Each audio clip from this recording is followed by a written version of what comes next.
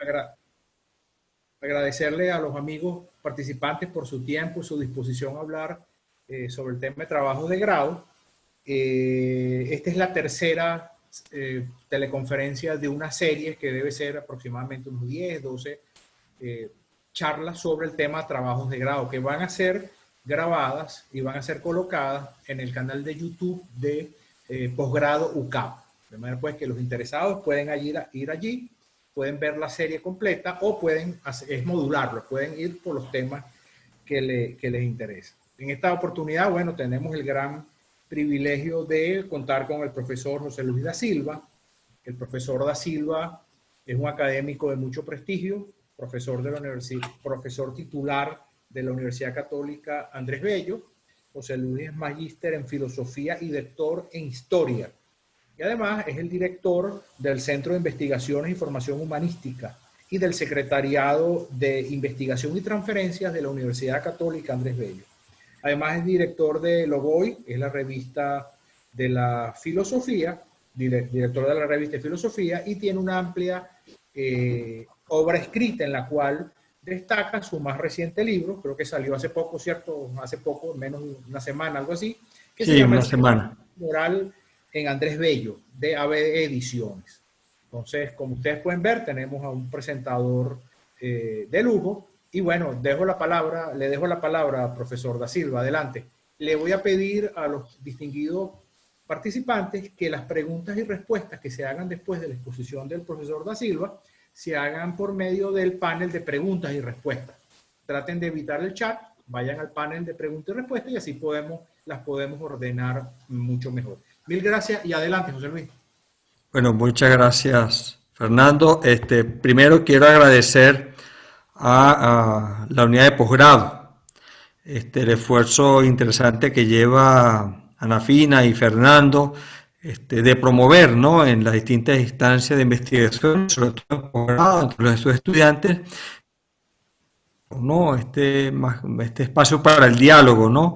Diálogo franco, sencillo, es como yo lo veo, como si fuera el primer café que uno se toma en la mañana y que de alguna manera intenta hacer esta propuesta, un acompañamiento de lo que cada estudiante en su área, en su experticia, con sus tutores, para aquellos que ya lo tengan, sea como un abreboca, ¿no? Un estímulo, algo que les llame la atención, que les promueva a seguir trabajando. El tema que he pensado para hoy es un tema complejo, es un tema que tiene muchas aristas, ¿no? Y que inclusive puede atemorizar a más de uno porque trata de la epistemología, ¿no? Bueno, la epistemología quizás es uno de los saberes que acompaña a la filosofía desde los inicios, lo veremos ahora cuando pasen las láminas, y ha agarrado tal fuerza, una fuerza inusitada, que bueno, hoy en día a nivel mundial, en muchísimas universidades del mundo, contamos con maestrías y doctorados en epistemología, ¿no? Solamente en epistemología, ¿no?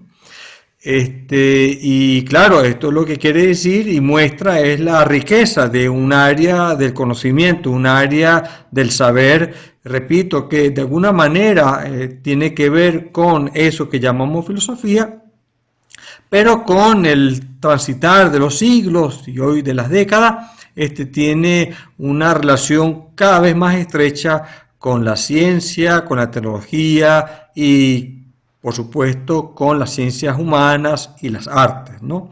Y repito, bueno, esta relación con la filosofía está ahí.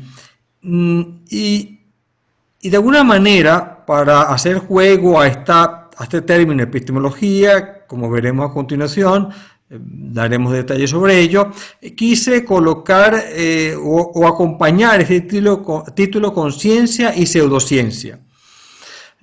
Digo esto porque me llama la atención a veces cuando el chico o la chica de posgrado está en su proyecto de investigación, está desarrollando un poco su propuesta y obviamente lo primero que le pide en la dirección de su proyecto de tesis, ya sea su tutoría, ya sea en el área del seminario de trabajo de grado, bueno, que precise un poco la epistemología en la que se va a inscribir o sobre la cual va a soportar su proyecto. Y claro, obviamente esto genera una serie de discusiones, porque realmente cuando va a un texto de epistemología observa que esta es bastante rica.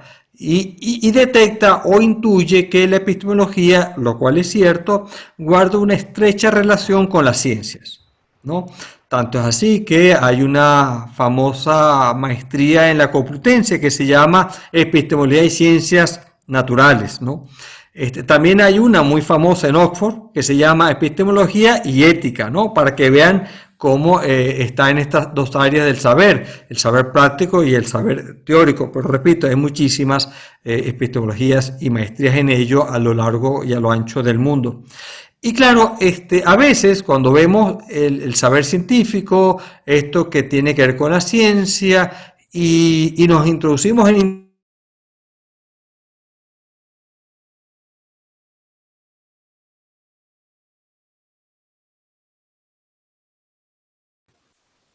Creo que tenemos un problema allí. Vamos a esperar que se reconecte José Luis. Ha tenido problemas en la mañana con el internet.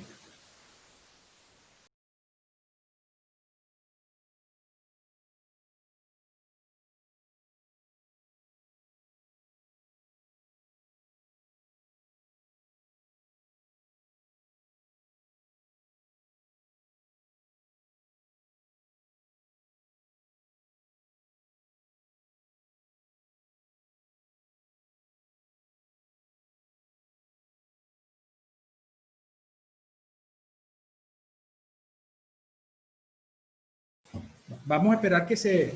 Listo, ahí está José Luis nuevamente. Adelante, José Luis, te vemos y te escuchamos. Estabas hablando de las maestrías de Oxford y de la Complutense.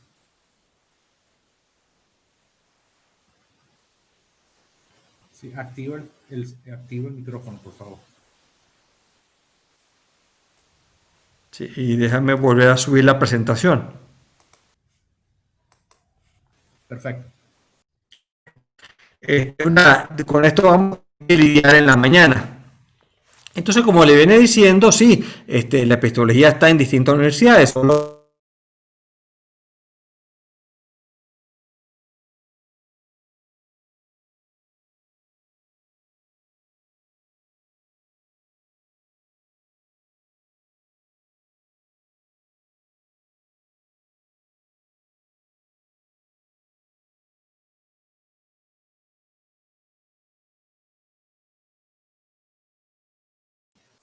Así es, vamos a tener que lidiar con esto.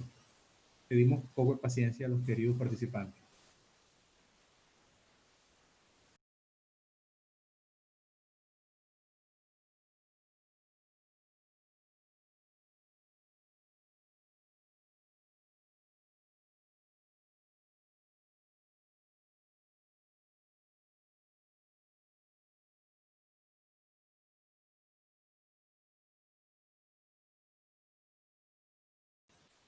Adelante, José Luis, adelante. Estamos en Venezuela, así que no hay problema. Todos estamos acostumbrados a esto. ok. Bueno, se ven las láminas. Sí se ven, sí se ven. Ok. Entonces, como venía diciendo en el corte anterior, la información y el conocimiento se confunden, ¿no? Es decir, hay una saturación de información, pues, siempre la ha habido, ¿no? Desde tiempos griegos ha habido información, pero hoy el tema de la información es realmente agobiante de detectar lo que sería conocimiento y aquello que de alguna manera entraría en lo que llamamos epistemología. Bueno, para los griegos, ¿no? Epistemología era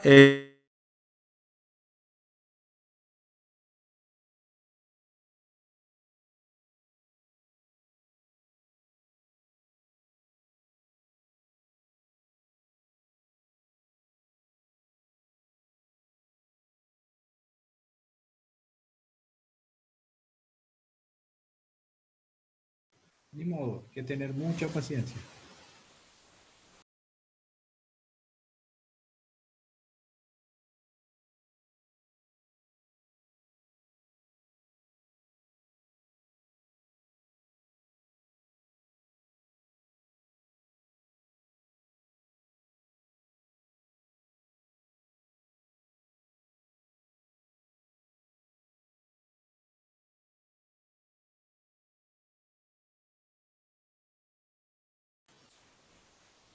Nos vamos a esperar.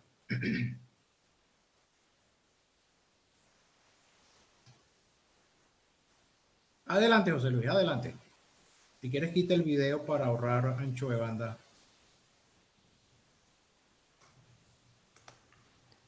Creo que sí, voy a tener que quitar el video para ver si Así es. la cosa funciona mejor. No es garantía, pero bueno. Ahora sí Bueno, es se ve garantía. perfectamente. Se ve, se ve. Trato de no perder el hilo, ¿no? Bueno, entonces les hablaba de epistemología que viene de dos términos griegos, ¿no? De episteme, conocimiento, y logos, lenguaje, palabra. El conocimiento es palabra. Y de alguna manera, obviamente, nos referimos en el lenguaje común a otros sobre temas puntuales, cotidianos, de opinión, de algo que realmente no tiene por qué trascender ni procurar una verdad, una certeza, una objetividad, simplemente es un lenguaje común. Y dentro de ese lenguaje hay un sector, hay un elemento que tiene cierto peso que a su vez lo hace ser más contundente. Es a eso que el mundo griego llamaba episteme. Hoy día llamamos epistemología, y lo puse en verde, aquella rama de la filosofía que se dedica al conocimiento científico, ¿no? Y ya después veré cuál es la similitud entre ese episteme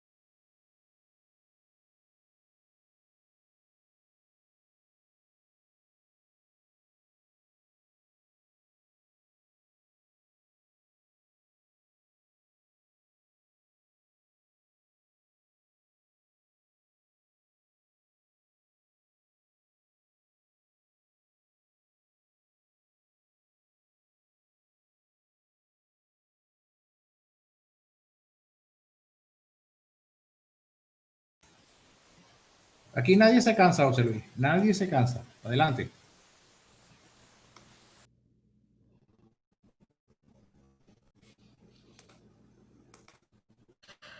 Entonces, claro, retomando la lámina y terminando con ella para pasar a la siguiente.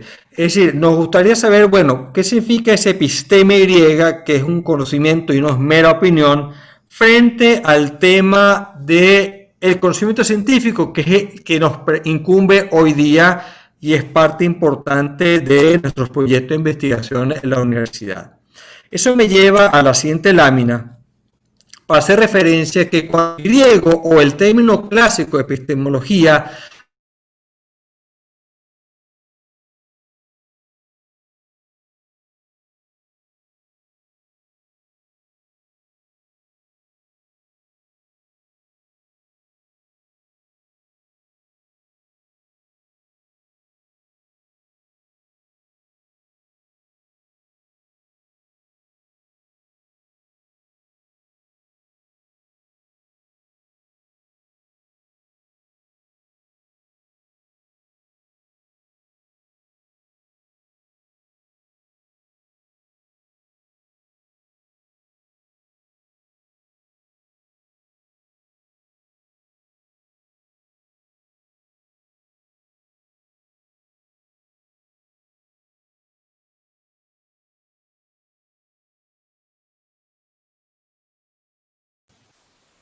Adelante, José Luis, adelante.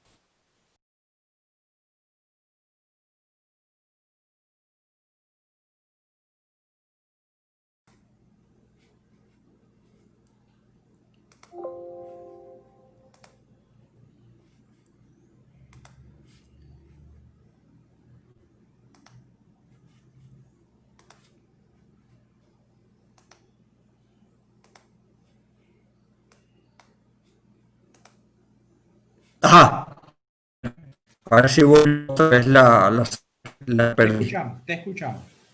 Creo que tengo internet muy inestable. Vamos a ver. Este, mm, la epistemología, bueno, hace esa referencia al conocimiento, al saber, aquello que de alguna manera es el sostén de las opiniones, de la información que uno pueda tener. Son los expertos los que de alguna manera tienen disposición a manejar eso que llamamos epistemología. Bueno, eso que está sobre, lo que está encima, lo que está arriba de la opinión, arriba de la apariencia, es lo que llamamos epistemología. Eso que en el mundo griego se llamaba lo que está arriba, lo que es superior, es lo que hoy entendemos por conocimiento científico. ¿No? Si queremos constatar un conocimiento, bueno, verificamos en qué rama del saber se encuentra, qué ciencia lo avala y qué artículo de investigación hablan del asunto, ¿no? Y de alguna manera lo que para el griego era la experimentación o el discurso, la relación discursiva, es hoy día para el saber científico, bueno, la experimentación, los artículos de investigación, los congresos, todo aquello que de alguna manera lleva un esquema de verificación, constatación, discusión para llevar adelante el conocimiento. Entonces, claro, obviamente se traduce eso que está por arriba por, repito, conocimiento científico. Y aquí hay un pasaje muy famoso del Tetetos de Platón, porque en ese texto, en ese diálogo, Platón obviamente está hablando de la ciencia, de la episteme, de qué significa esto, qué lo diferencia de la información, de la opinión, de lo que llamaría la doxa, ¿no? Y les voy a leer la cita que es muy sencilla, digo yo sencilla, pero muy ilustradora. Cuando alguien, dice Sócrates, dice Platón en boca de Sócrates, cuando uno ha aprendido la creencia verdadera de algo, si la palabra, si tiene la intuición, podemos decir que la propia alma se encuentra con la verdad, aletheia, es decir, ha desolvidado, porque sería el término griego de verdad. Hemos desolvidado aquello que habíamos perdido por un momento dado en nuestra memoria. Pero claro, al desolvidar, nos toca hacer un examen de qué es exactamente eso que sabemos que es verdad, que es palabra, que ha vuelto a nosotros. Hacer examen significa hacerlo discurso, hacerlo argumento, constatarlo, confrontarlo con el otro. Y en la confrontación con el otro, en el diálogo con el otro, en la revisión de la experiencia, ese logos, que es el tratar de desolvidar aquello que estaba en la memoria, se torna conocimiento. Ese conocimiento obviamente va a ser muy apreciado porque el discurso y la experimentación va a procurar no cualquier conocimiento, sino, como dije en la lámina anterior, el conocimiento que está arriba de los demás. Repito, lo que hoy llamaríamos conocimiento científico.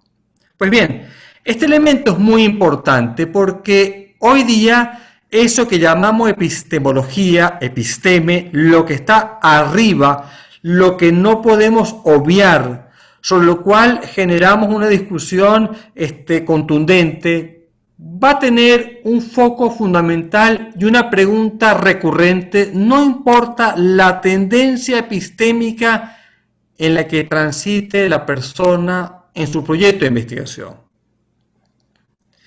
Y me refiero a un elemento básico que está implícito en el discurso de los clásicos y también en el discurso de los científicos hoy día.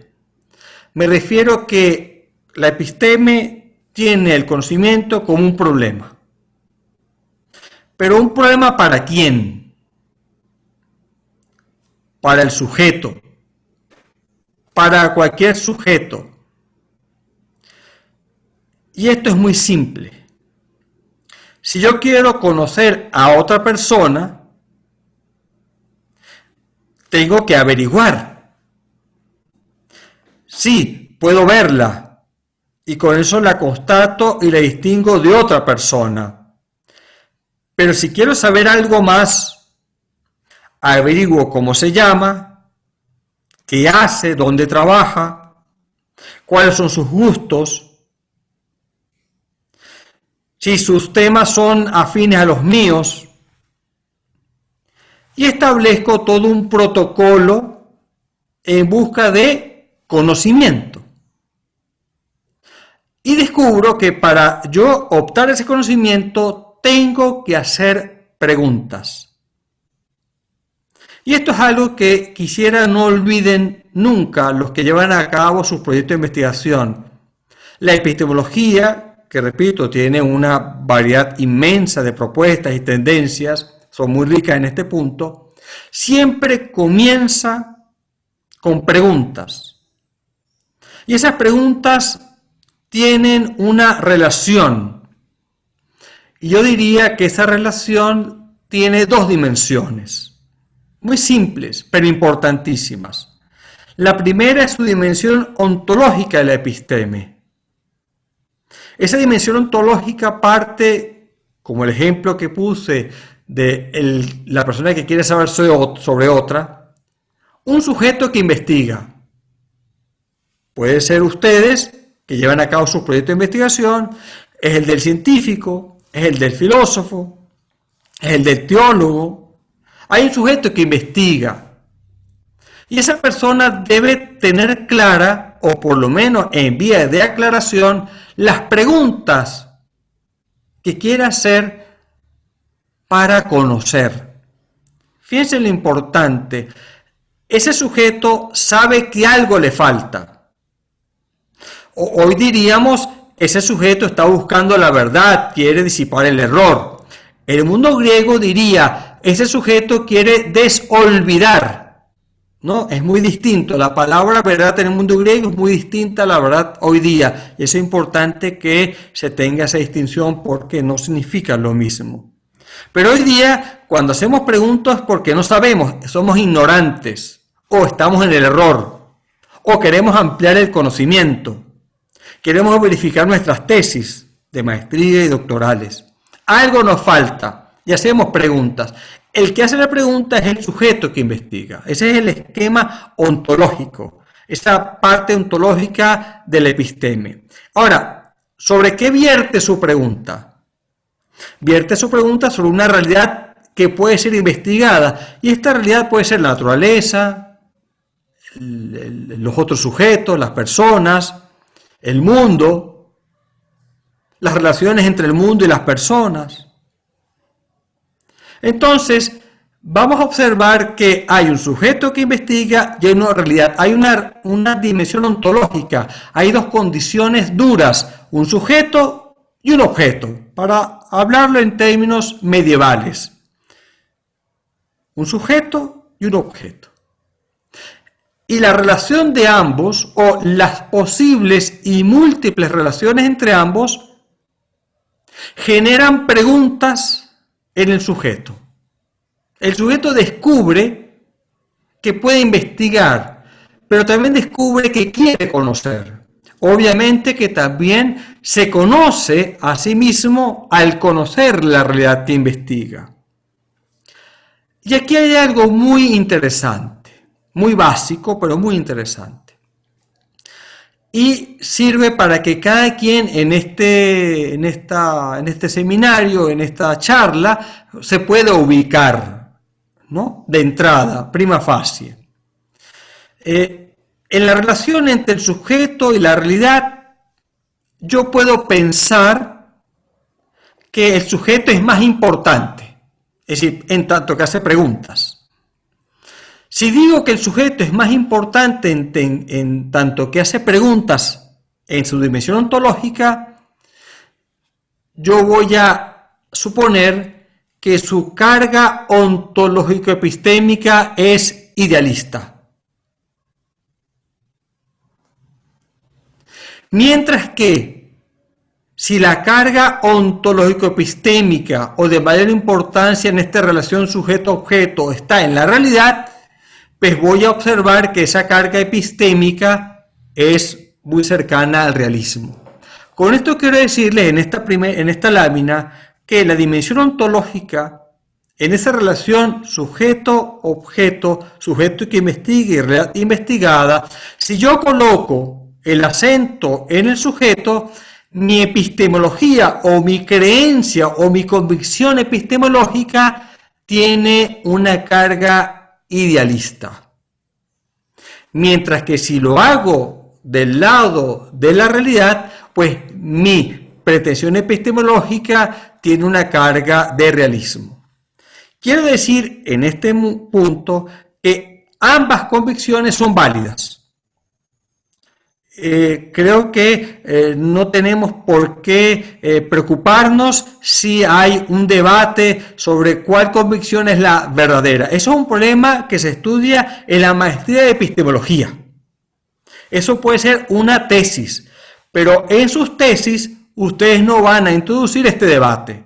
Simplemente se van a preguntar, caramba, creo que yo tengo un enfoque más idealista o un enfoque más realista. Repito, ambas convicciones son válidas, pero es importante tener esa visual, esa panorámica, porque eso es posible y está ahí. Es una cuestión de la que no podemos obviar.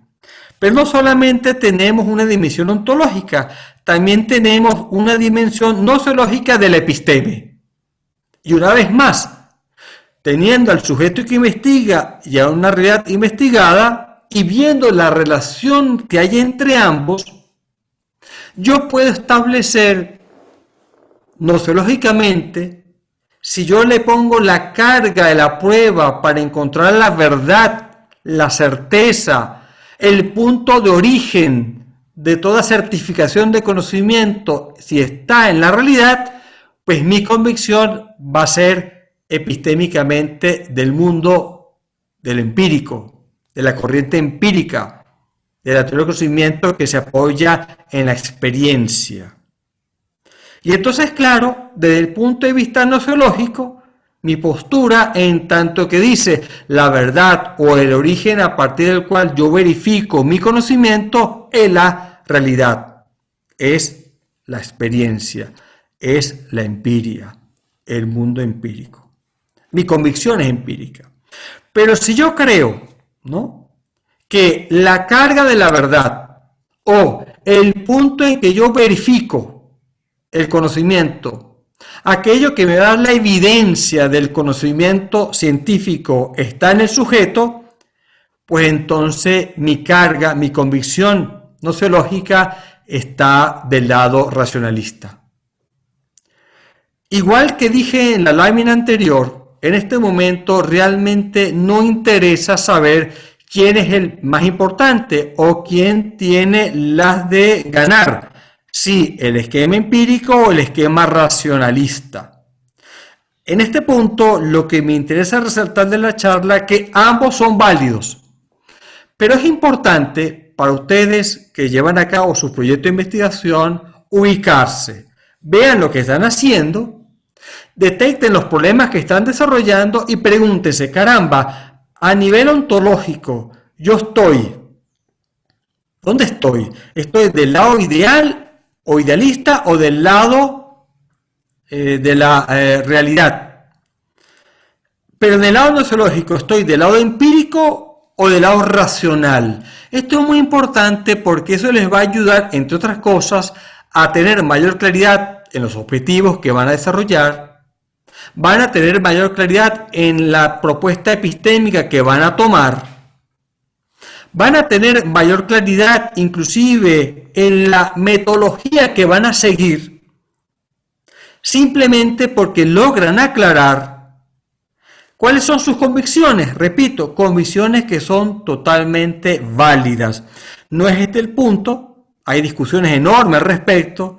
Hay, obviamente, empíricos que obviamente no hacen concesiones al mundo racionalista y viceversa, pero también hay idealistas que no hacen concesiones a la realidad y viceversa. Pero repito, en nuestro punto no vale o no es el interés entrar en esa controversia, que es muy interesante, pero lo que nos interesa, lo que es valioso y queremos mantener, es que detectemos nuestra convicción, que son totalmente saludables. Inclusive en la lámina siguiente, como veremos, es posible hacer una dupla, podemos combinar esas convicciones. Puede ser que nosotros tengamos una disposición empírico-idealista, y ahí veremos la disposición de un sujeto que pone el acento en la evidencia, ¿no? Y bueno, obviamente aquí está la caracterización de los trabajos de campo, ¿no? Inducción reflexiva, etnografía, investigación de acción, participación. Es decir, cuando uno empieza con esta lámina a detectar cuáles son sus convicciones, empieza a ver con mayor claridad cuál es el espectro en tanto objetivos, en tanto propuesta epistémica y metodológica, puede establecerse el proyecto de investigación y el que lleva a cabo dicha investigación. Y claro, simplemente he jugado con 4 relaciones, 4 modos de relacionar: el empírico idealista, el empírico realista, el racionalista idealista y el racionalista realista. Quiero hacer una acotación. Esto que estoy haciendo es un juego, es una combinación formal, es una condición de posibilidad de una propuesta epistémica que sirve o debería servirle al estudiante para ubicarse. Se ubica, y aquí lo importante, desde sus convicciones. Si este estudiante, por alguna razón, es más cercano al racionalismo y un racionalismo realista, bueno, se va a encontrar claro, ubicado en lo que llamaríamos una explicación objetiva, de referencias intersubjetivas. Posiblemente ahí estaría más cercano al esquema deductivo, como indico en esta lámina. Pero lo importante es que ustedes digan, bueno, ¿dónde me ubico yo? No tanto que empiecen a leer a trancas y barrancas cuánta teoría epistémica hay en las redes o en los manuales de metodología o en los textos de filosofía, porque, repito, para ello hay maestrías. Ustedes que están llevando sus proyectos de investigación dentro de sus áreas de conocimiento, que van desde las humanidades al derecho, desde las ciencias sociales hasta la ingeniería, lo más importante a mi juicio es que se ubiquen sinceramente en esta lámina y digan, bueno, mis convicciones están acá, o aquello en lo cual mantengo un cierto grado epistémico se ubica en esta área. Y fíjense ustedes que esto les va a ayudar a demarcar un poco la estrategia de trabajo que pueden llevar adelante y cómo se pueden ubicar. Repito, esta lámina es simplemente formal, no hay una teoría gruesa al respecto, es una formalidad tal y como la tabla periódica en la química, ¿no? De alguna manera uno puede jugar y en ese juego uno puede ir aclarando o ir aclarándose un poco dónde ubicar su ejercicio de conocimiento, ubicar las preguntas y cómo desarrollarlas. Y aquí pongo 2 ejemplos sacados del hermoso libro Gran Historia Visual de la Filosofía de Masako Tanaka y Tetsuya Saito. Es un libro bellísimo y les traigo 2 ejemplos, ¿no? Muy gráficos, muy interesantes, ¿no? Y esto obviamente da un ejemplo de lo que serían las láminas anteriores. Cuando yo tengo un peso ontológico epistémico de unas características, da como resultado, por ejemplo, la famosa navaja de Occam, ¿no? Para Occam obviamente no hay universales. No tiene sentido tener una idea abstracta de oído, lengua, nariz, de los sentidos, ¿no? Tampoco hay un sujeto universal, no hay el hombre en general. Lo que hay son personas. Está María, está José, está Ana, está Pedro, está Juan, está Fernando, Espíritu con nosotros. Estamos cada uno de nosotros, somos los que existimos. Y sobre ellos es que podemos hablar con verdad. Obviamente, si ustedes quieren ubicar este ejercicio de la navaja Occam en la lámina anterior, bueno, pueden entender un poco lo que Occam recomienda. Bueno, dediquémonos a revisar y experimentar el mundo que está frente a nosotros, porque la verdad es María, Ana, Fernando, José Luis, Juan, Pedro, etcétera, etcétera, etcétera, ¿no? Y eso obviamente indica un poco dónde yo coloco la carga epistémica de mis convicciones, ¿no? Pero frente a este esquema de Ockham, que es muy ilustrativo, muy interesante, voy a colocar otro que está en las antípodas de Ockham, ¿no? Que es el pienso y luego existo de Descartes. Una vez más, me valgo de ese hermoso libro de Masako Tanaka, es un libro bellísimo, es un libro muy bonito, es una gran historia visual de la filosofía, un proyecto hermoso, un texto que se consigue, de gran valor, muy bien hecho para estudiantes de filosofía. Y bueno, aquí también tenemos una propuesta epistémica. Yo no voy a decir acá, no tiene sentido una vez más, si quien está en lo cierto es Ockham o Descartes.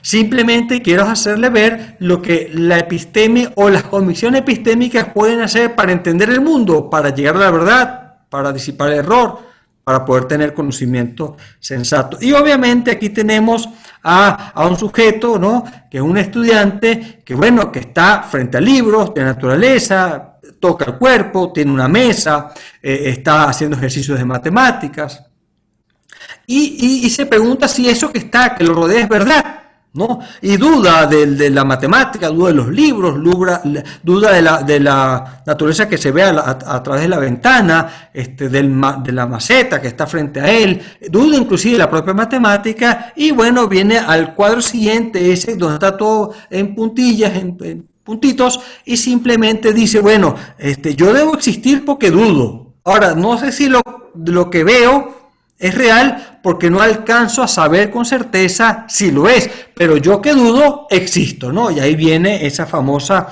pienso, luego existo. Esta me parece una manera muy gráfica, muy interesante de ilustrar para chicos, ¿no?, lo que es el cogito ergo sum. Pero al decir esto, ya Descartes se coloca en una postura epistemológica.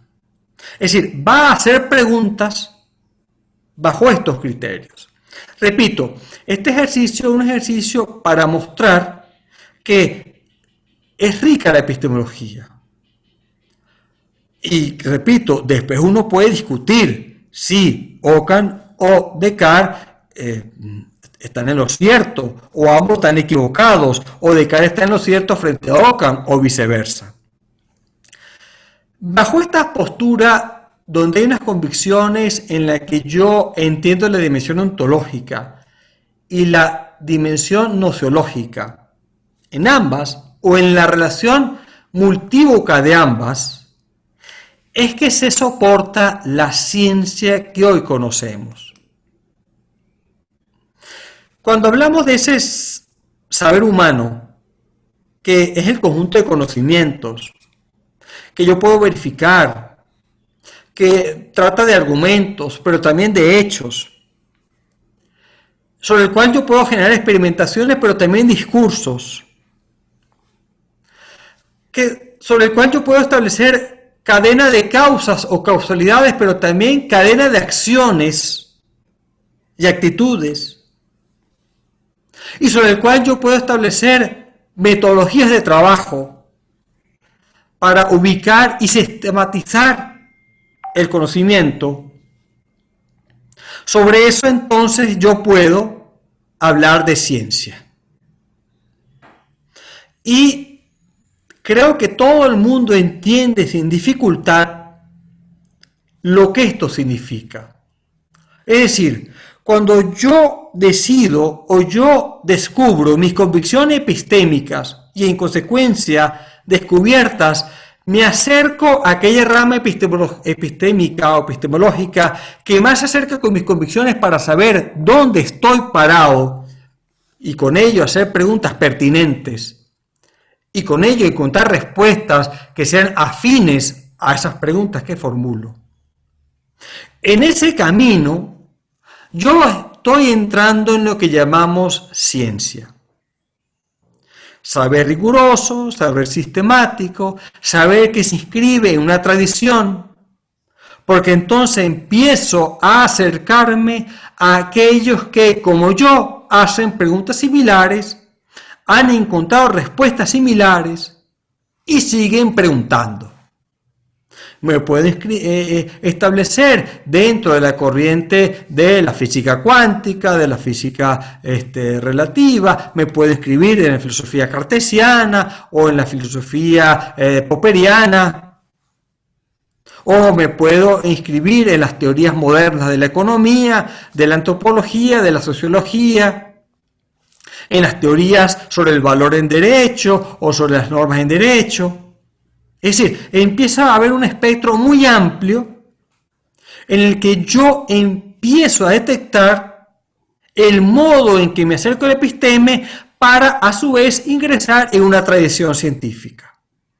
Y esto es muy importante porque como estudiante, cuando vamos descubriendo este esquema epistemológico en el cual nos ubicamos, vamos a ingresar a una familia de académicos, de ciencia, ya sea el ala positivista, el ala constructivista, el ala intuicionista, el ala pragmática, el ala trascendental, el ala realista, el ala idealista, ¿no? Es decir, hay una serie de elementos que van englobando y en el cual uno va a ingresar.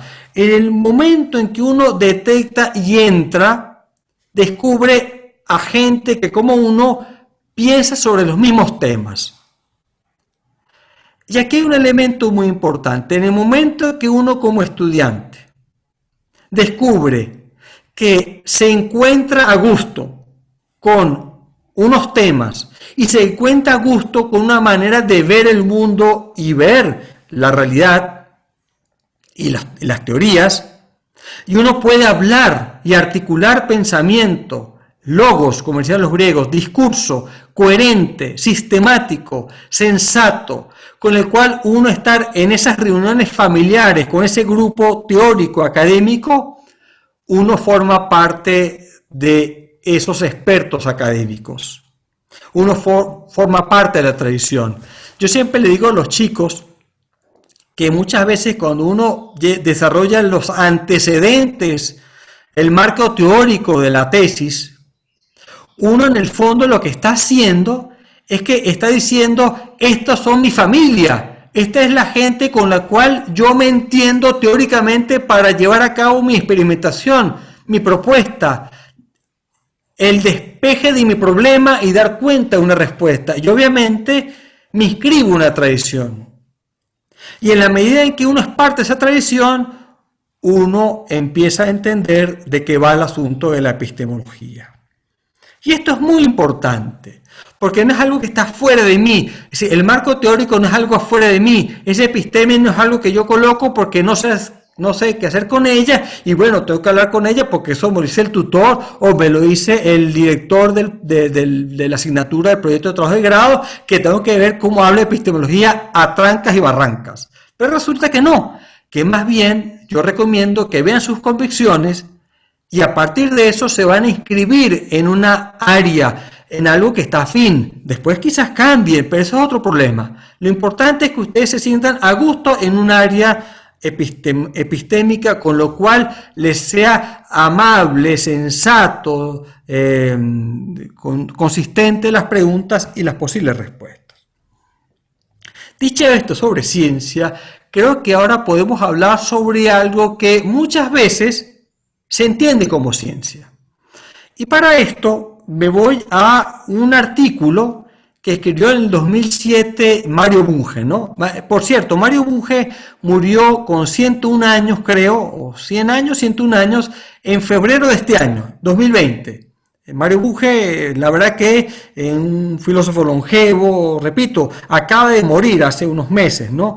En el febrero del 2002, con 101 años, no sé exactamente con cuánto, ¿no? Pero en el año 2007, Mario Bunge escribe un artículo para La Nación de Argentina, ¿no?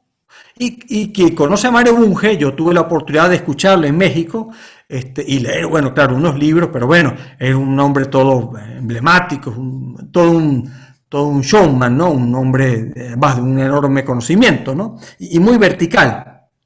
y muy derecho, ¿no? Mario Bunge, repito, manda en el 2007 para el periódico La Nación de la Argentina un artículo titulado ¿Qué son las pseudociencias? ¿No? Y de alguna manera él quiere zanjar este asunto para que no se sigan confundiendo o se intenten inmiscuir saberes que no llegan, como dicen los griegos, estar por encima de, o como diría la ciencia hoy, la ciencia científica, el saber científico, aquello que de alguna manera es sistemático y te detecta como parte de una tradición, ¿no? Y dice Mario Bunge, bueno, ¿qué son las pseudociencias? Y aquí lo cito textualmente, de esa nota periodística muy hermosa, muy bonita. Una pseudociencia es un montón de macanas que se vende como ciencia. Como por ejemplo la alquimia, la astrología, la caracterología, el comunismo científico, el creacionismo científico, la grafología, la omniología, la parapsicología y el psicoanálisis. La lista es mucho más larga, es larguísima, ¿no? de Mario Bunge, pero digamos que en este punto Bunge busca caracterizar quizás los elementos más referenciales de lo que se vende como ciencia, pero que es pseudociencia. Pero bueno, ok, dice esto es pseudociencia.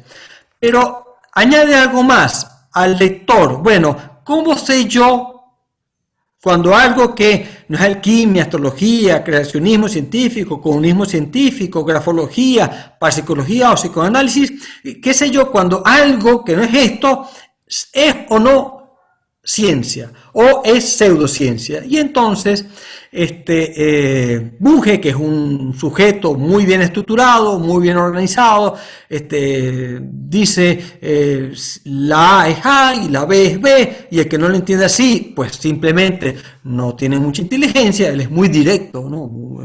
Y a veces muy frontal, muy duro, muy rudo, con la persona de la calle, pero también con los filósofos, ¿no?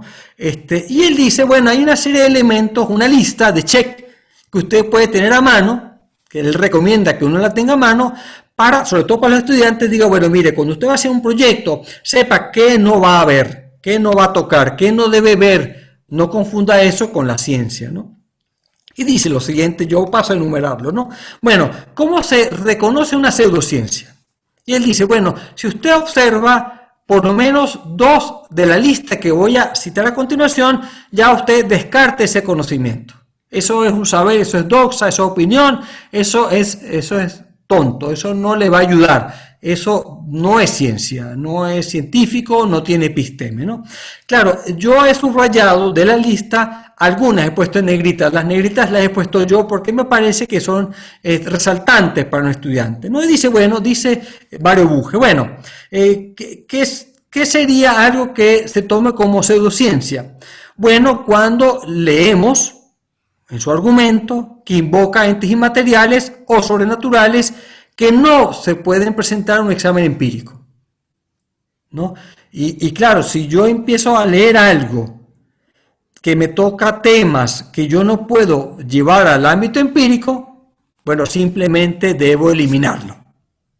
Aquí Bunge es tajante, eso es pseudociencia. Claro, esto es tremendo rollo porque habrá gente que dice, momento, pero yo creo en algo, y eso, bueno, tiene un sentido muy importante. Dice Bunge, bueno, usted cree, pero una cosa es creer y otra cosa es la ciencia, ¿no? Y otra cosa que él dice, si usted observa que eso que usted está leyendo, que se vende como ciencia, es muy crédula, es decir, que no trata de llevar a cabo una experimentación, bueno, eso es pseudociencia. La ciencia siempre es incrédula, la ciencia siempre pregunta. La epistemología tiene una base importante, la pregunta, preguntarse. O sea, la pregunta nunca encontrará la respuesta definitiva. Esa respuesta, a su vez, va a requerir de una pregunta, de ahí la tradición, de ahí que la secuencia en la historia de la ciencia, del conocimiento, sea continua. El progreso, el desarrollo, las verificaciones nuevamente. Es decir, es incrédula. Mientras que si usted lee algo que se siente crédulo, que cree a las primeras de cambio, pues ya usted debe descartar esa propuesta. Es decir, que la red G5 produce coronavirus. Así, de manera muy crédula, dice Bunge, y dirá, no, eso es un disparate, ¿no? Eso ni siquiera debe ser tomado en cuenta. Eso es pseudociencia. Y cuando yo voy leyendo, dice Bunge, ¿no?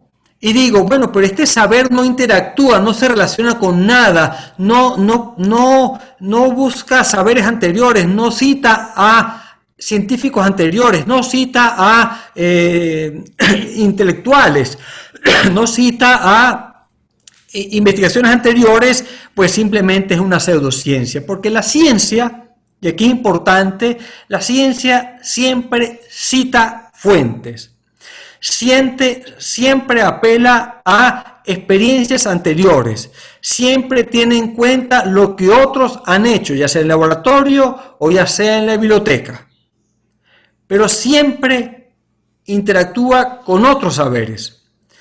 Otro elemento que Bunge llama, y aquí lo pongo también en negrita, las negritas son mías porque las resalto, estos saberes que se venden como ciencia rechazan la crítica. No aceptan la crítica. Pasa mucho en el terreno político, ¿no? Yo no voy a aceptar tus posturas, la mía es verdad. Bueno, eso es pseudociencia. Porque un saber debe ser capaz de asimilar la crítica y hacerla propia. Repito, aquí voy a una parte fundamental. Hacer ciencia, llevar a cabo un proyecto de investigación, constantemente nos lleva a preguntarnos, a cuestionarnos, como también cuestionamos lo que leemos, cuestionamos lo que estamos viendo, lo que observamos. Otro elemento que Bunge considera que es parte de la pseudociencia es que la pseudociencia tiene una relación muy rara con las leyes generales, ¿no? Los usa a placer, los elimina a placer, pero obviamente es irreverente, no tiene claridad, y obviamente al no tener claridad es un poco inconsecuente en el modo en que desarrolla sus propuestas, es totalmente arenoso, cualquier cosa es válida. Otro elemento que dice Bunge que sirve para detectar cuando estamos ante una pseudociencia es que busca principios o asume principios que uno no logra establecer o conectar con principios de la ciencia.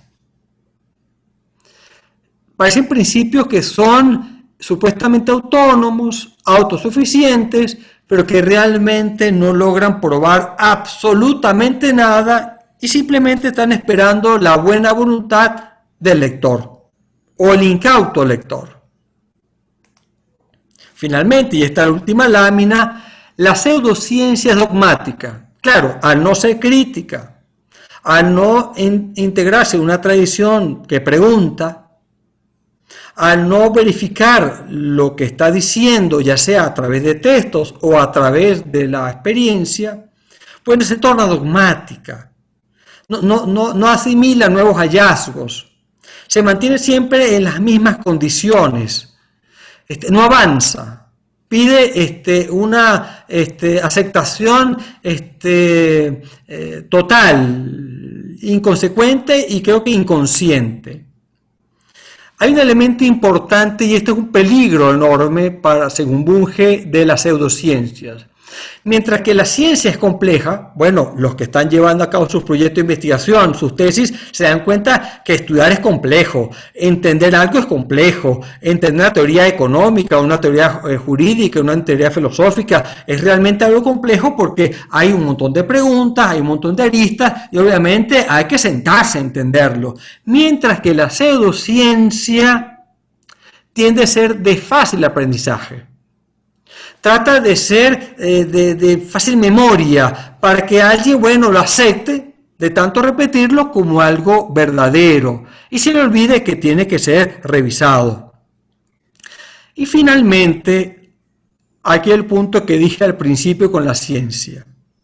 Si hay algo que distingue la pseudociencia de la ciencia, es que la pseudociencia o aquello que intenta hacerlo está al margen de la comunidad científica, ¿no? Es decir, evita el debate, evita la confrontación, más bien niega la ciencia y de alguna manera no hacen tradición.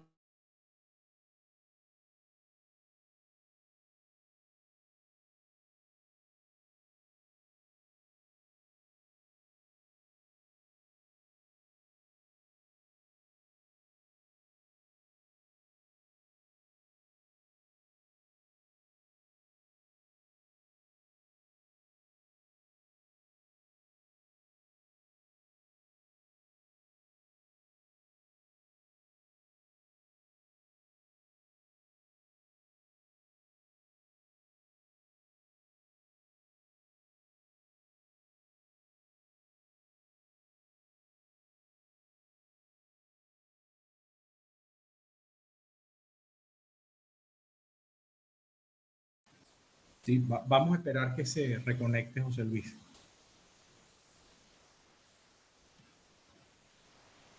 Agradecemos la paciencia de los participantes.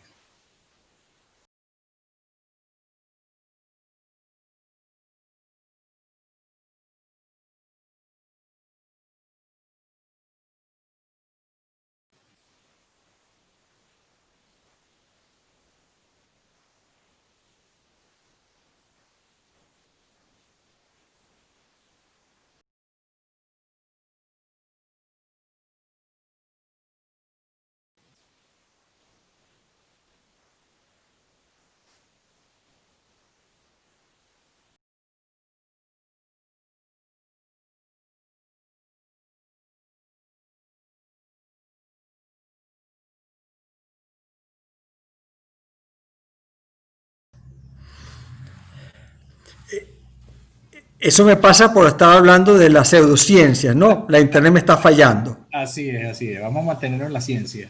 Sí, entonces bueno, Sí, adelante, José Luis, adelante. estoy en la última lámina, creo, Fernando, que aquí quedé, ¿no? En esta lámina. Compártela, por favor, José Luis. No, yo Ajá, no la veo. verdad, ya, un momentico. Sí, sí. Sí, estaba en la última ya, o en la Sí. penúltima. Sí, ya le voy a decir, creo que esta, si la ven, Todavía no. Ahora sí, gracias. esta es la última lámina, ¿verdad? Entiendo que es la penúltima. Para ver, creo que es la penúltima. Te falta, estás en la 3, no, te faltan 2. Estás en la 13 y son 15. Ok, entonces voy a la 13. Ok.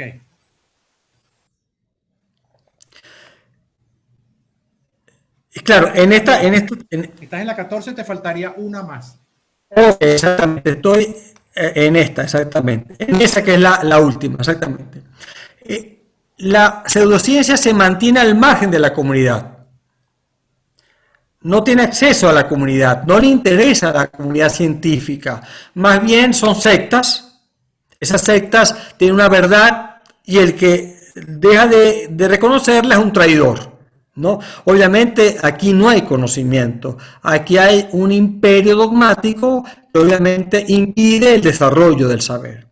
Y obviamente, y aquí se ve algo que Bunge ve con claridad, y es que al no haber preguntas, yo no puedo entender cuál es mi plataforma epistémica para poder desarrollar el conocimiento. Este elemento es importante porque ustedes, y aquí vuelvo a decirlo y voy cerrando ya la presentación, ustedes cuando van haciendo su marco teórico y cuando van haciendo sus antecedentes o su propuesta teórica, en el fondo, ese ejercicio que están haciendo no es más que el ingreso de ustedes en una comunidad científica que va a encontrar en su jerga, su lenguaje, su método, el modo en que se refieren a los términos. Ustedes se van familiarizando. Al mismo tiempo, a eso que ustedes citan, lo van a citar ustedes en tanto que parte de esa familia, van a ampliar el conocimiento con nuevas preguntas. Van a reforzar el esquema epistémico que soporta a esa comunidad científica. Pueden discutir, pueden tener diferencias, pero amplíen el conocimiento. Mientras que en la pseudociencia jamás vamos a ver un marco teórico ni unos antecedentes, sino simplemente una sola postura. Bueno, con esto digo muchas gracias y bueno, abrimos un espacio al diálogo.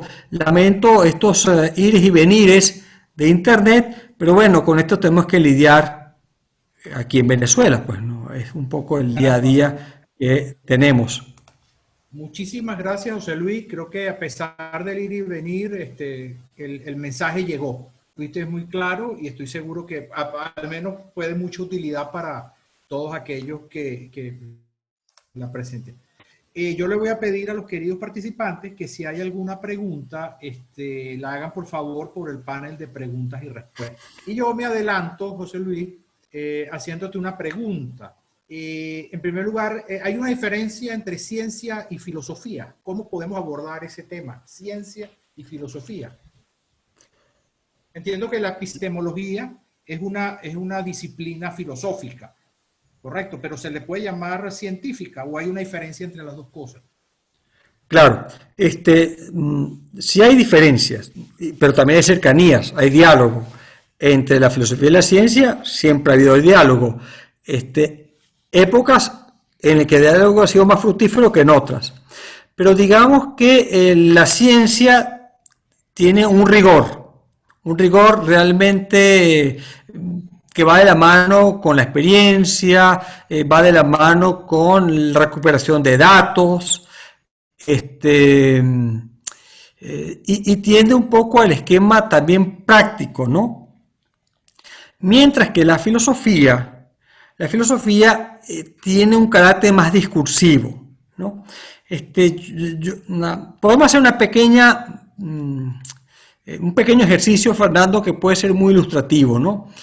Obviamente la filosofía como condición, como discurso del pensamiento es un tema griego, ¿no? Comienza en el mundo griego. Ahora, la filosofía comienza cuando ya no hay sabiduría, o sea, ya no hay sabios. Cuando desaparecen los sabios, aparecen aquellos que hablan de las cosas, pues, hablan entre sí. Y como Platón, hablan para ver si pueden entender lo que está pasando. Y obviamente dentro de esa discusión sobre el sujeto y sobre las cosas, hay unos saberes que se van haciendo mucho más específicos, van siendo más depurados, y es ahí donde hablamos de la ciencia. Repito, para ver una distinción más interesante. El sabio era aquel, en el mundo muy antiguo, que de alguna manera retaba a los dioses. Y era un reto desigual, porque siempre ganaban los dioses. Pero el sabio era el que de alguna manera tenía cierta relación. Solo que a los sabios no se les entendía mucho. Pero estos sabios, bueno, de alguna manera se perdió la conexión con los dioses, pasó algo, empezaron a haber menos sabios porque el sabio es una persona de mucho coraje, imagínense enfrentarse a los dioses, ¿no? Tema peligroso, con la intención de que va a perder, ¿no? Más de las veces, muy pocas veces gana. Ese era el sabio. El sabio desaparece y en su momento aparecen sujetos que, bueno, se acuerdan del sabio y quieren tratar de entender o a ver cómo es el tema del sabio, ¿no? ¿Qué dijo el sabio? Y discuten entre ellos. Bueno, esa es la filosofía, ¿no? Ese es el filosofar. Y claro, obviamente en ese filosofar, sobre qué dijeron, entonces hay quienes llevan a cabo unos registros, ¿no? Dijo esto y aquello, vamos a ver cómo lo dijo, vamos a constatarlo, vamos a comprobarlo con otros sabios y, repito, ahí se va armando frente a la filosofía la ciencia. Y obviamente hay una discusión muy, muy sana, muy interesante que llega al día de hoy entre filosofía y ciencia. Claro, la ciencia se hace preguntas un poco más sensatas, más concretas, ¿no? Yo quiero estudiar al sujeto que sufre, yo quiero estudiar al sujeto que busca utilidad.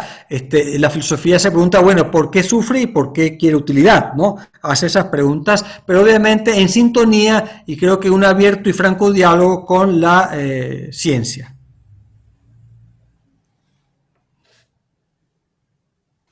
Gracias, José Luis. Pregunta y comentario del profesor Miguel Concalves. La administración científica nace a partir de la obra de Frederick Taylor hace más de 120 años. Muchas instituciones la manejan como ciencia y se habla, por tanto, de ciencias administrativas. Sin embargo, en otras instituciones se habla de técnicas más que de ciencia y se suele hablar de administración de empresas como carrera. Me gustaría tu opinión al respecto. Agradezco tu exposición tan brillante y tan cercana como siempre. Gracias, profesor. Claro, fíjate, a mi compañero, a Goncalves, ¿no? Muy buena pregunta. Vamos a ver, es que aquí hay varios problemas y obviamente es muy difícil abordarlos todos, ¿no? Pero vamos a ver, el conocimiento, el saber, las ciencias, sí tenían un espacio muy importante en las universidades, ¿no? Las universidades medievales, las universidades modernas. No olvidemos, y aquí hay una cosa que creo que puede ser interesante, y me voy a salir un poco del esquema epistémico para hacer una referencia a algo histórica. Hubo un evento muy curioso que generó unas consecuencias extraordinarias para la modernidad y la contemporaneidad, y pasó alrededor del año 1000 de nuestra era. Unos agricultores al norte de Europa, y eso se fue propagando hacia el sur después, cansado de que se le rompiera el yunque con el que araban sus campos, con los bueyes, que era de madera, ese surco que hacían con el yunque, idearon que ese yunque que de madera fuera de metal, de hierro, terriblemente pesado. Pero bueno, hicieron la prueba. Ellos lo que querían era no pararse a cada rato, porque bueno, la faena se suspendía, la siembra se suspendía. Y bueno, colocaron ese yunque. Esto es algo totalmente empírico. Era simplemente unos campesinos que querían ver, caramba, si había algo más fuerte que esa pieza de madera. Y le hicieron de hierro.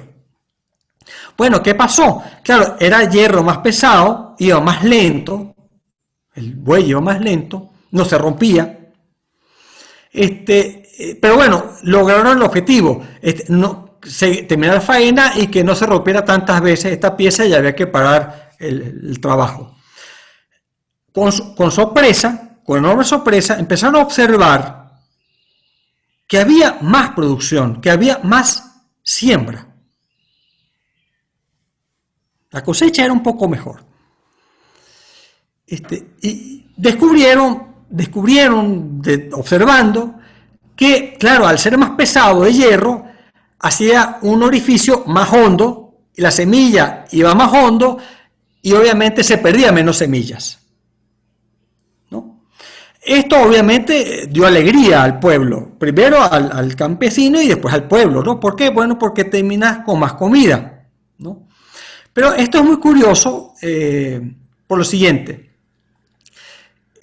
Obviamente esto ayuda a que una población con mucha hambre, que padece muchas pestes, que no llega a los 30 años, empiece a alimentarse un poco mejor. Repito, lo del arado no se hizo para alimentar a la gente, simplemente era para que no te pararas. Bueno, con el tiempo empezó a haber un problema, que tenía yo en mi campo más cosecha de la que yo quería. Y mi vecino también. Y mi otro vecino también. Y el pueblo empezó a verse más gordito. La gente del pueblo, porque bueno, había más que comer. Y disminuye un poco las enfermedades. Y tengo más fuerza para trabajar. Y es ahí donde en pleno siglo XII, bueno, y si yo llevo esto que me excede al pueblo de al lado. Y el pueblo de al lado, que también está empezando a usar esa pieza de hierro, también tiene excedentes. Y bueno, ¿y cómo intercambiamos? ¿Cómo llegamos a hacer algo? Porque realmente yo me alimentaba y alimentaba al pueblo y mal. Ahora tengo excedente, ¿cómo calculo? ¿No? Obviamente que era el momento de llamar a la Escuela de Administración y Contabilidad de la Católica, es el momento de decirle, mire, vengan a ayudarnos porque no sabemos cómo llevar estas cuentas, ¿no? O sea, es un saber que empieza a aparecer. Estamos hablando del siglo XII, siglo XIII. Y bueno, empiezan a haber los intercambios muy empíricos al principio entre pueblos, y claro, empieza a haber una economía que no había. Y estamos en pleno siglo XIII. En pleno siglo XIII aparece otro evento muy curioso, y es que por algunas circunstancias cae Bizancio, gente que sale corriendo de Bizancio con documentos, con materiales, se lleva el saber de los griegos, los romanos para Europa. Y en Italia empieza a haber un afán, un interés muy grande por las leyes romanas, por las normas, leyes del Imperio Romano, de cómo ellos comerciaban, qué hacían. Y empezaron a ser eruditos del Renacimiento estudiando reglas para el Estado, pero también para el comercio. Pues estos campesinos, ¿qué hicieron? Mandaron a sus hijos y a sus sobrinos, a sus familiares, a consultar con estos estudiosos renacentistas, bueno, ¿qué tienen que hacer, ¿no? ¿Qué normas debe establecerse entre pueblos para el intercambio comercial, en fin? Esta relación dio origen a las universidades. Es decir, empieza la episteme, el saber, a aparecer. La utilidad requiere que usted me ayude y usted sabe, usted tiene el conocimiento, bueno, ¿cómo hacemos para llevar a cabo un trato, un conocimiento? Y repito, aparece así las universidades. Obviamente aparece a partir de necesidades. Y esto hace que crezca hasta el siglo XVIII, crecimiento muy importante en las universidades en Europa, sobre todo, ¿no? Claro, a medida que va avanzando, te das cuenta que empieza a haber saberes, ¿no? Y te voy a decir algo que es muy, muy ilustrativo, ¿no? Porque uno dice la filosofía es el saber más antiguo, es el saber, bueno, de los griegos, ¿qué tal? Bueno, los primeros profesores de filosofía, así con el título profesor de filosofía, nombrado como profesor de filosofía, es del siglo XVIII. Es a partir del canon de Berlín que hace un cambio estructural de las universidades y entonces se profesionalizan. Y el Estado requiere, profesionalizar a economistas, hay economistas que dan clase. Para dar una idea, Kant, que todos saben que Kant es un filósofo, ¿no? Importante, nadie discute que Kant es un filósofo, pero Kant era profesor de geografía. Kant no dio filosofía, no existía la carrera de filosofía. Eran materias que se impartían y que uno tomaba. Pero llegó un momento que los estados se fueron tornando mucho más sofisticados, hoy día son mucho más sofisticados, por eso cuando tú dices, bueno, hablamos de ciencia o técnica, bueno, empieza el problema, las competencias entre saberes, en el modo en que lo hacen los estados, lo requieren, el estado requiere de la administración, de gente que administre, igual la empresa privada, y requiere formarla en la universidad. Claro, y ahí empieza a haber otro debate que yo creo que es un debate más de los medios que real. ¿Qué es ciencia y qué no es ciencia? La comunicación social es ciencia. Bueno, hay un debate. La administración es ciencia, hay un debate. La filosofía es ciencia. Yo creo que no es el punto. El punto es que empieza a darse a partir del siglo XVIII, dada lo sofisticados los estados, yo no pensaba hablar de esto ahorita, ¿no? Pero la pregunta es muy buena, que empieza a incorporarse cada vez más conocimiento especial que cumple criterios de lo que llamaríamos conocimiento científico, es decir, tiene pautas estadísticas, trata de entrar en una tradición, corrobora sus conocimientos, habla un lenguaje común, el contador habla un lenguaje común, se puede expresar. ¿Es un saber distinto al filosófico? Claro que lo es, pero es un saber que se requiere para el desarrollo del conocimiento, ¿no? Entonces, en este punto, claro, también hay un asunto que viene a jugar, yo no sé si para bien o para mal, pero está ahí. Con el siglo XX aparece algo también que es muy duro porque digamos que es una primera versión muy ruda de lo que dice Bunge, ¿no? Hace poco con la pseudociencia. El Círculo de Viena, estamos hablando de 1920, 1930, hace una distinción muy dura sobre lo que es ciencia y lo que no es ciencia. No voy a entrar en detalle de ese problema porque es un problema grueso, pero muy importante, para la epistemología es importantísimo.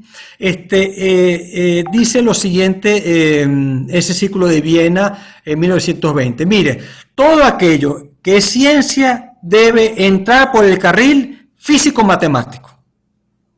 Lo que no entre por ese carril no es ciencia. Bueno, ¿cuál es el problema?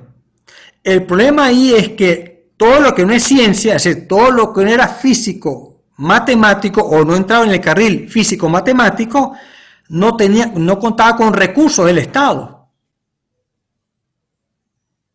No tenía emolumento, tenía que valerse por sí mismo. Por eso es que este dicho que hoy ya no se dice en la universidad, da clases por amor al arte.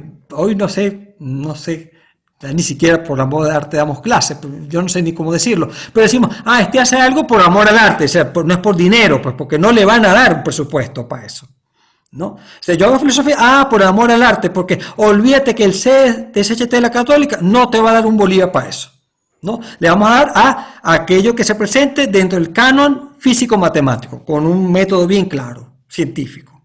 Pues bien, ¿qué pasó a partir de esto? La carrera angustiosa de todos los saberes, de todos los conocimientos que eran sensatos, razonables, a tener un método cercano al de la física y de la matemática. Y obviamente eso es lo que tenemos hoy, ¿no? Un saber que tiene un rango muy positivista y muy pragmático, pero que en el fondo está obedeciendo a esa tradición de principios del siglo pasado.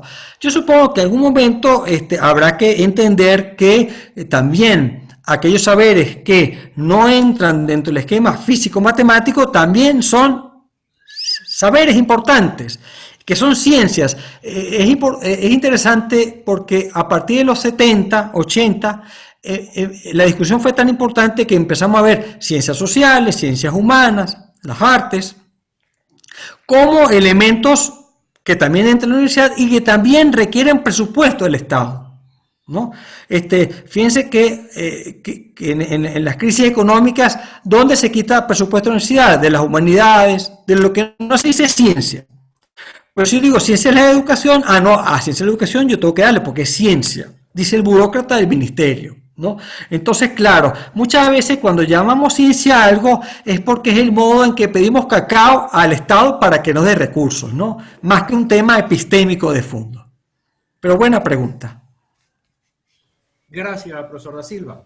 Yo tengo otro comentario sobre el tema ontológico del lado ideal o la realidad empírico y racional. Es decir, yo entiendo que usted cuando habla de estas cosas, y especialmente hablando de los tesistas, de los que están haciendo su trabajo de grado, se refiere a una forma de abordar el problema, ¿no? O lo hacemos por medio de un análisis empírico en el cual observamos la realidad, vemos las estadísticas y de allí eventualmente podemos deducir algunos patrones, ¿verdad?, para responder a nuestras preguntas, o nos vamos por el otro lado, en el cual, bueno, primero viene una noción teórica, racional, algo que nace en nuestra mente primero, y después vamos a realidad a comprobarlo por medio del método científico, ¿no?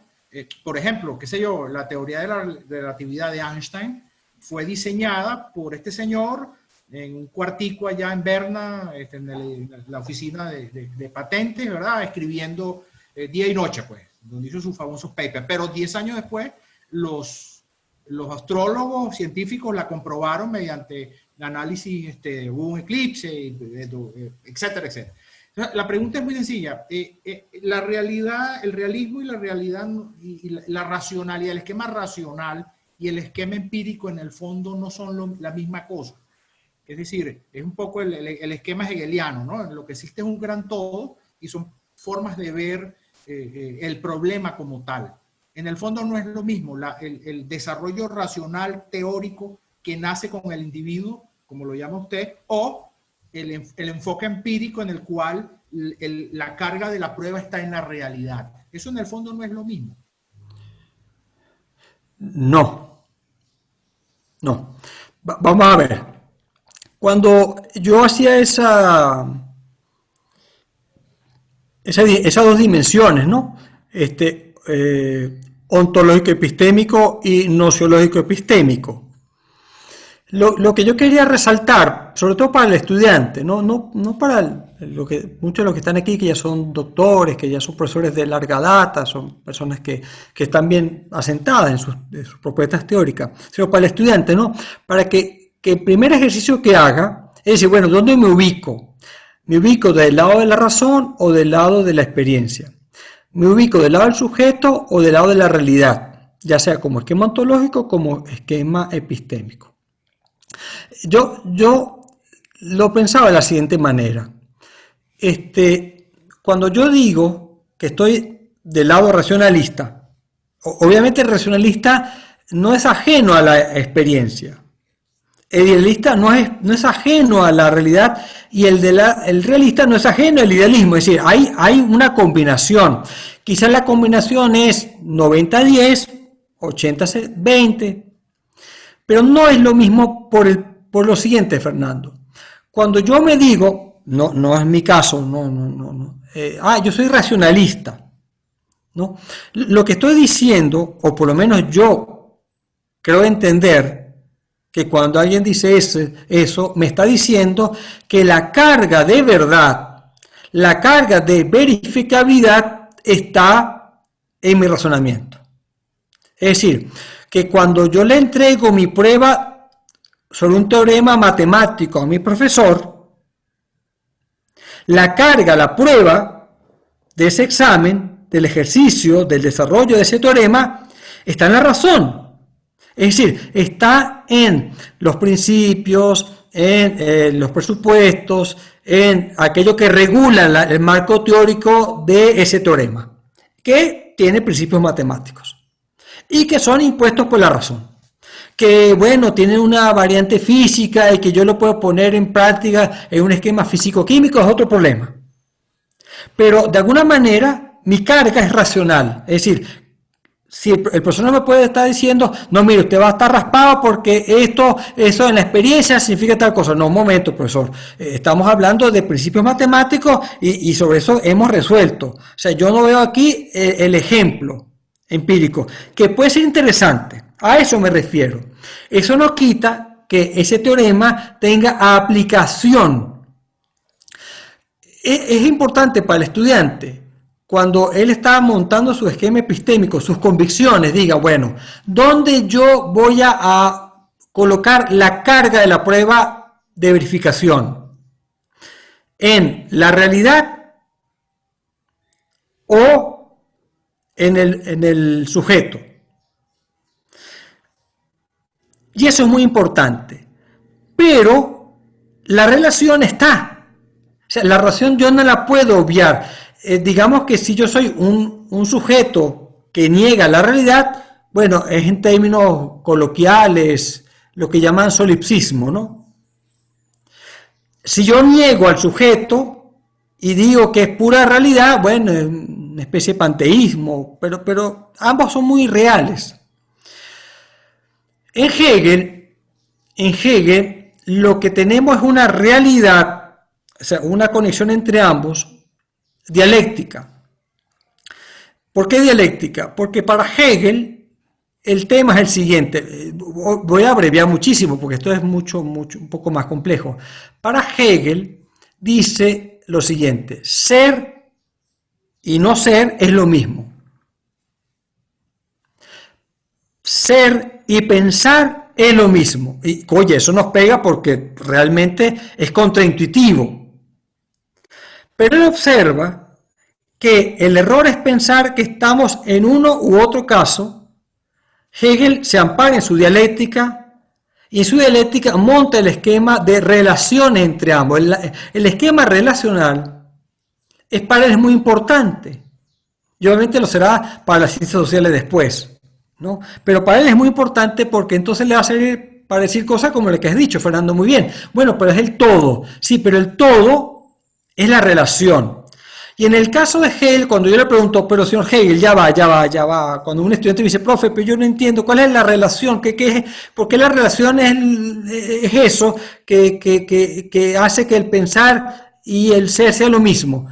Porque en Hegel la relación se llama tiempo. Todo transcurre en un tiempo. Y en ese tiempo, es el primero que lo hace, en la historia del pensamiento, el tiempo es quien va a entrelazar lo que es con lo que aprende eso que es. Ese continuo forcejeo entre ambos. Claro, repito, Fernando, esto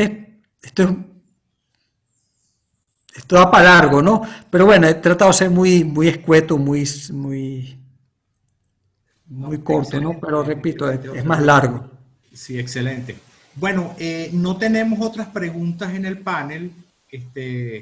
Lamentablemente debemos dejarlo hasta aquí, pero bueno, José Luis, creo que has expresado ideas que nos dan para un curso completo, ¿no? Entonces, bueno, ya te molestaremos para hablar de estos temas en otra oportunidad. Yo quería saber si a Miguel le quedó claro el asunto. No, creo que no, pero no sé si Miguel le sirvió la respuesta. Miguel, adelante, si puedes. Creo que Miguel no tiene voz, pero tal vez por el chat. No tiene voz, pero tiene voto. Exactamente. Todo claro, dice Miguel. Saludos, saludos para todos los participantes, todos los que estuvieron aquí. Les conozco a varios de ustedes. Cuídense, que es importante en esta época. Así es. Muchas gracias, queridos amigos. Les recuerdo que esta charla será colocada en el canal de YouTube de Posgrados UCAP, donde ustedes puedan verla cuantas veces quieren. Les pedimos, por favor, estén pendientes de nuestras redes para la próxima charla de esta serie de trabajos, donde bueno, estarán a su disposición. Les pedimos estar pendientes, por favor. Les estaremos informando en los próximos días. Mil gracias, José Luis. Excelente exposición. Lamento que se haya cortado internet, se haya interrumpido, pero bueno, ojalá que se haya visto el orden. No, perfecto. No tuvimos problemas con eso. Fue muy coherente a pesar de las interrupciones. Casi ya nos olvidamos de eso. En todo caso, mi gratitud a todos los participantes y bueno, que tengan un buen día. Hasta luego. Cuídense pues. Chao, Gracias, chao. José Luis. Chao, Muy chao. bueno. Por supuesto que esto da para varias clases. Para un seminario. Así es. Creo que voy a volver a refrescarme, tomar mis libros de filosofía, ¿no? Que es una cosa tan importante y tan divertida. Tiene las dos Bueno, se cosas. puede establecer un debate. Este tipo de cosas se pueden hacer. O sea, digamos que esto es un formato, pero uno puede abrir unos paneles Exacto. abiertos con distintas áreas y discutir algún tema, porque yo creo que hay muchas cosas aquí interesantes que uno puede sacar y quizás uno conoce, ¿no? Nuevas cosas o en fin. Así es. A veces no nos damos cuenta de la importancia de la filosofía, ¿no? Seguro. Bueno, muchas gracias. Muchas gracias a todos.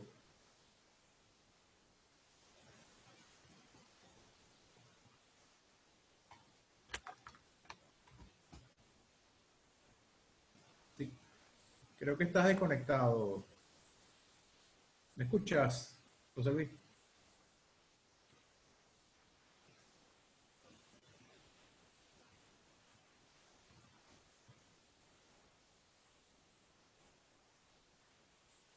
¿Me escuchas, José Luis? Bueno, te llamo, te llamo. Gracias a todos.